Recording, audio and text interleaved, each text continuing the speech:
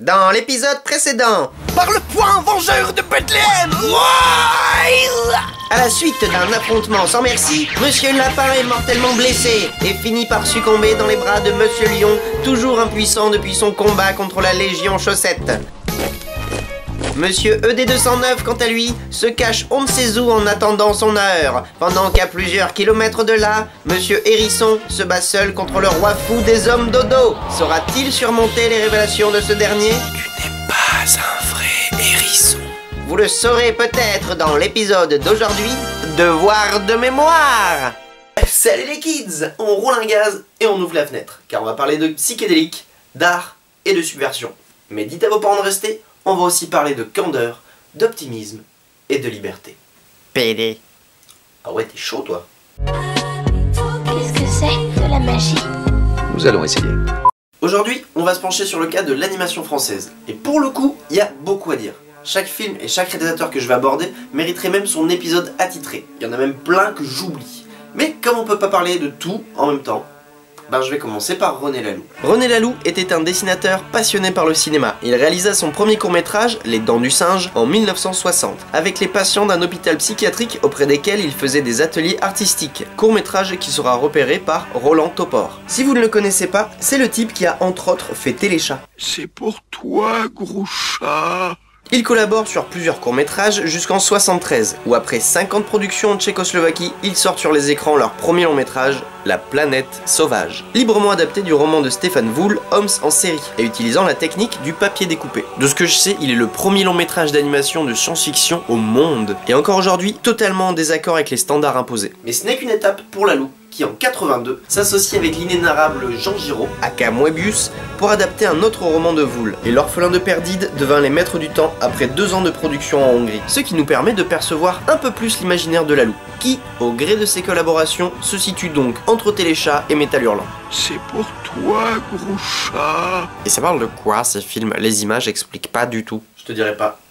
Tu veux savoir? Tu les mates. Moi le seul que je vais spoiler c'est le 3e et dernier film du monsieur, Gandhar. Gandhar. Après 11 ans de préparation, une galère monumentale pour trouver des financements, en collaboration avec Philippe Cazat, un autre dessinateur de talent venant lui aussi de Métal Hurlant, pour adapter cette fois un livre de Jean-Pierre Andrevent, Les Hommes-Machines contre Gandhar. Observons ensemble ce dont était capable le cinéma français en 1988. Le film s'ouvre sur une musique, et il nous présente l'univers dans une introduction calme et sans parole. On nous montre d'étranges créatures évoluer dans leur environnement. Je pourrais déjà m'étendre là-dessus, mais on ne juge pas sur l'apparence les enfants. Quoi qu'il en soit, l'atmosphère s'installe et le film se lance.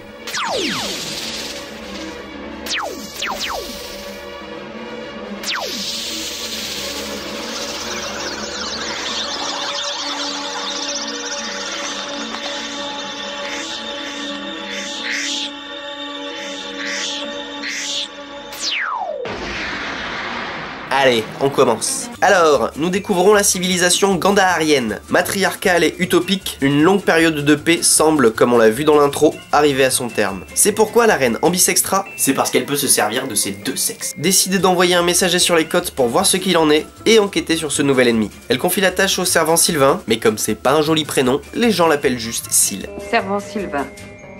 Syl. Puis, on enchaîne sur une transition poétique.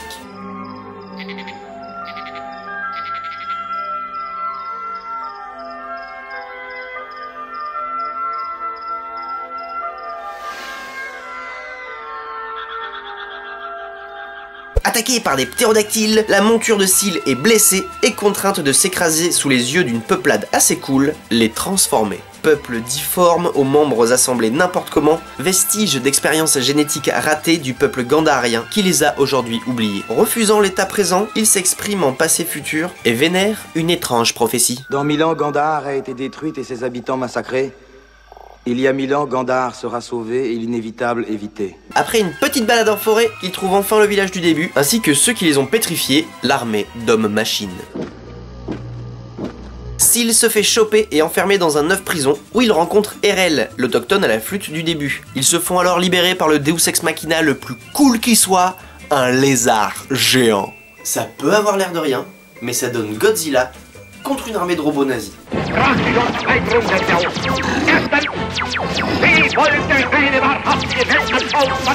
Suite à quoi, Madame Lézard prend évidemment les œufs pour les siens et nos deux héros pour ses enfants, leur offrant au passage une pause dans un décor toujours aussi somptueux. Le lendemain, ils parviennent à se faufiler dans la base ennemie pour découvrir une porte immense, qui ne ferme rien, n'ouvre sur rien, mais les Gandahariens qui la traversent reviennent en homme-machine. En un mot commençant... Cette porte n'est pas drôle du tout. Oh ta gueule, RL, je crois qu'ils vont parler. Homme métal, notre mission est un formidable succès. Inutile de déplorer nos pertes. Un homme métal détruit n'est pas un mort à regretter. La mort n'a d'importance que pour les êtres fragiles, épris d'individualisme. Je n'existe pas. Je suis vous. Vous êtes nous. Nous sommes lui.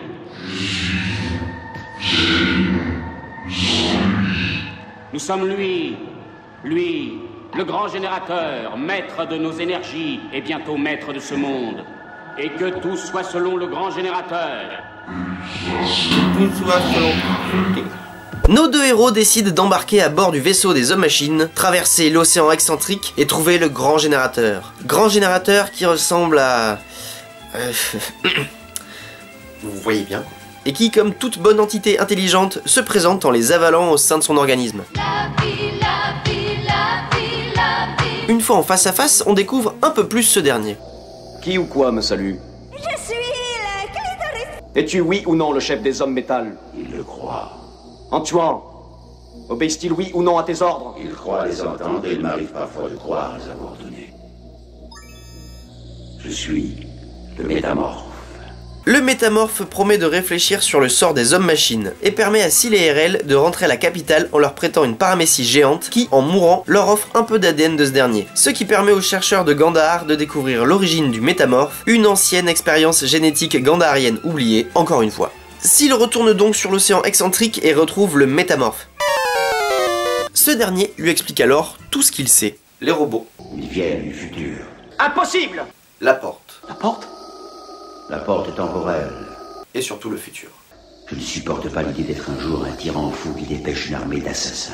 Sil, je veux que tu me supprimes dans 1000 ans. Sil accepte le deal. Le métamorphe n'ayant encore rien fait, il se fait congeler pour pouvoir le tuer après un millénaire, laissant ses amis, ainsi que tout Gandahar, en guerre durant 1000 ans. Période où le paysage est dévasté. Envahi par la machine, certains fuient, d'autres se cachent, mais beaucoup meurent pendant que la santé mentale du métamorphe se désagrège peu à peu. Ne pouvant plus renouveler ses cellules tout seul, il finit donc par aller les chercher 1000 ans en arrière. Sil se réveille et par accomplir sa quête, aidé par quelques transformés, épuisés. Sans grande surprise, évidemment, Sil parvient à tuer le métamorphe. C'est plutôt la mort de ce dernier qui est intéressante. Quelle paix brusquement. Enfin le silence. Après quoi, Sil arrive à traverser la porte avant que tout n'explose, il rentre à son époque, les méchants ont disparu, tout est bien qui finit bien, rideau. Une ma foi bien belle histoire, avec des dessins de fou et une ambiance qui lui est propre. À sa sortie aux États-Unis, 2 mois avant la France pour l'anecdote, Richard Harrington écrit dans le Washington Post des idées pas forcément novatrices dans l'histoire de la science-fiction, mais rarement traitées de façon aussi poétique. Et je suis totalement d'accord avec lui.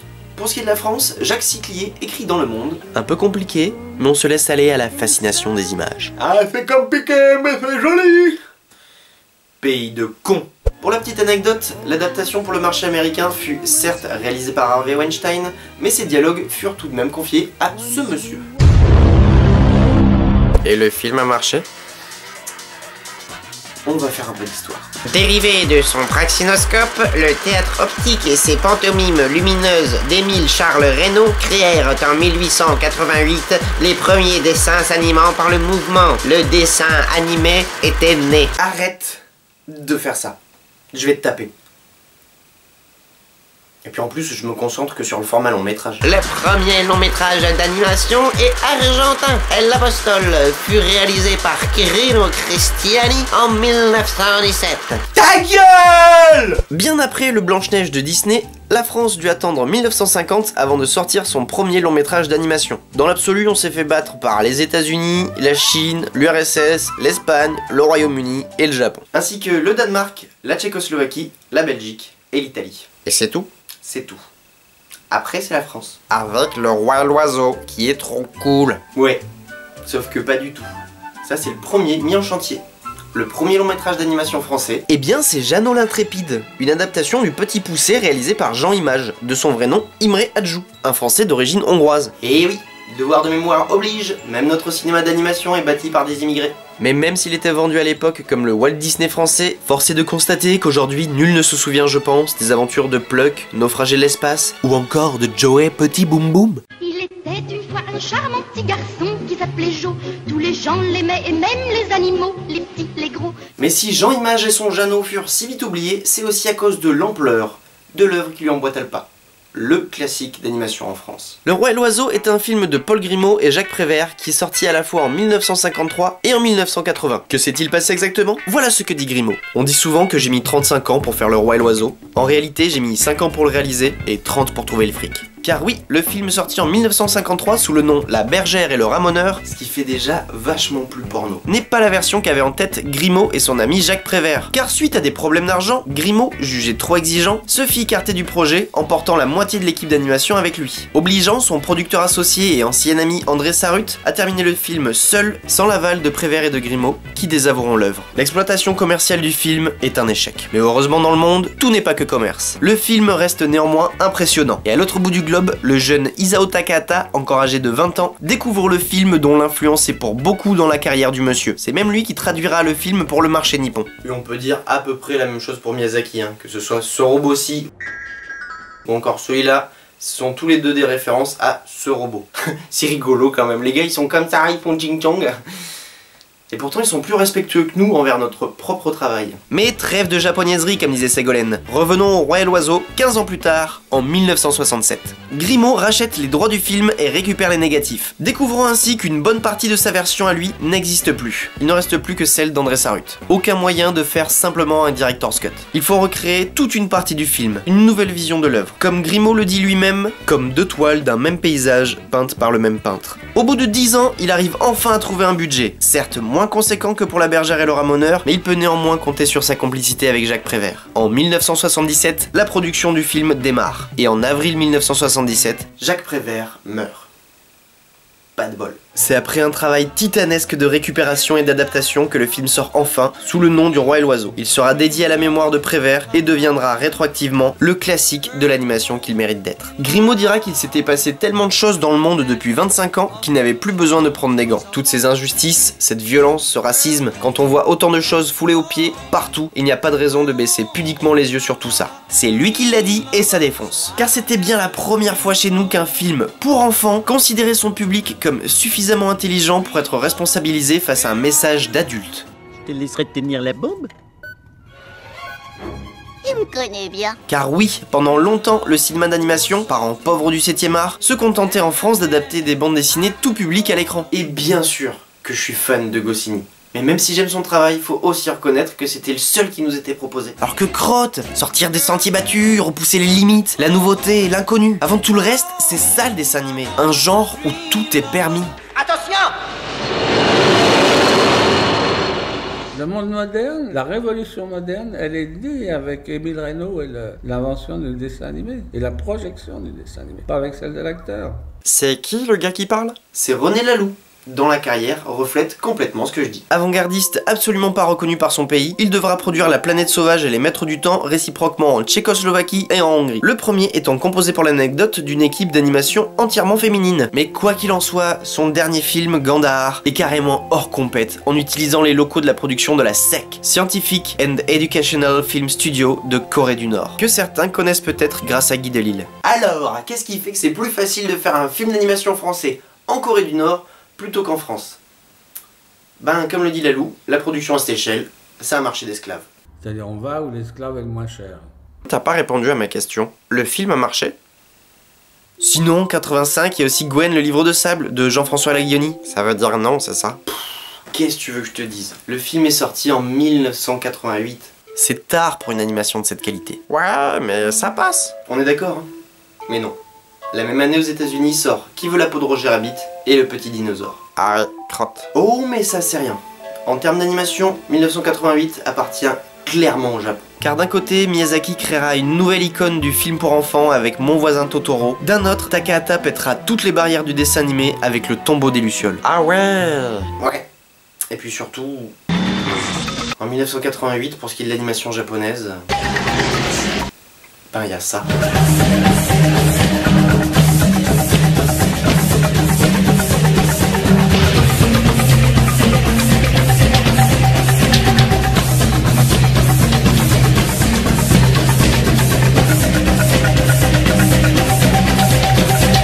Qu'est-ce que tu veux faire face à ça? Le monde de l'animation s'est pris une claque comme jamais auparavant. La donne avait changé et plus rien ne serait pareil. Le cinéma d'animation en France stagnera pendant encore 10 longues années durant lesquelles on oublia René Laloux. Jadis en avance sur son temps, il était désormais dépassé et emporte avec lui tout un genre qui n'aurait sans doute jamais pu prendre forme ailleurs que dans ce coin de l'espace et du temps. Un des prototypes personnels de Dieu. Un mutant à l'énergie dense jamais conçu pour la production en série. Trop bizarre pour vivre. Et trop rare pour mourir. Mais à moins d'être dans le cul d'un éléphant, il y aura toujours de la lumière au bout du tunnel. Et en 1998, après une longue décennie d'errance dans le désert, un nom finit par se faire entendre au loin.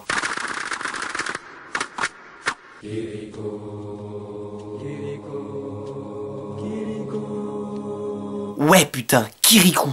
Ça a l'air de rien, mais ça représente beaucoup. Sorti en même temps que Mulan, Fourmise et le Prince d'Égypte, la même année que Mille et une pattes et Pokémon le film. Michel Oslo adapte dans son premier long métrage un conte d'Afrique de l'Ouest en s'inspirant du tableau de Douanier Rousseau, Le Rêve. Contraint à un petit budget, il devra produire son film en France, au Sénégal, en Belgique, en Hongrie et en Lettonie. Le film ne sort pas dans les multiplexes et n'est diffusé que les après-midi. Et celui-là, il a marché?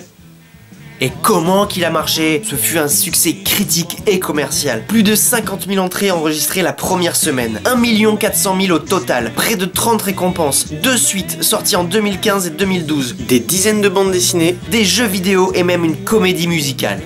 Non! Ça a l'air cool, mais moins que ça. Non! C'est le film qui a prouvé aux investisseurs que l'animation peut être rentable.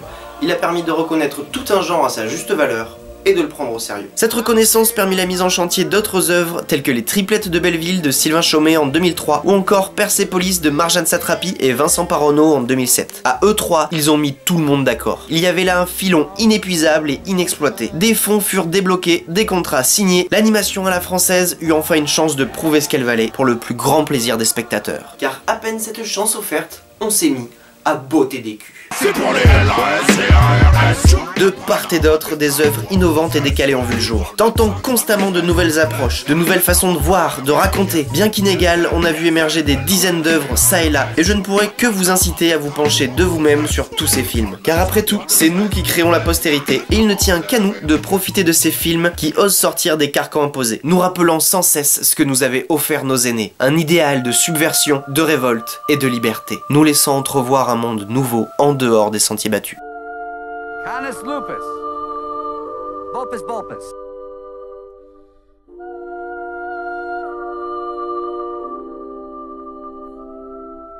Messieurs Grimaud, Prévert, Laloux, tous les autres, à tous ceux qui ont débroussaillé pour nous, quoi qu'en dira la postérité, je m'incline aujourd'hui devant vous. Vous êtes nos maîtres.